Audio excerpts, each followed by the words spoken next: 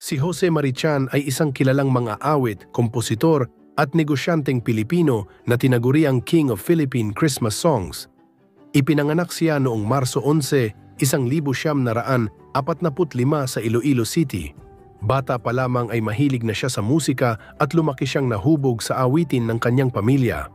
Nagsimula siyang makilala noong dekada 1960 at 1970 dahil sa kanyang mga awitin ng pag-ibig at inspirasyon.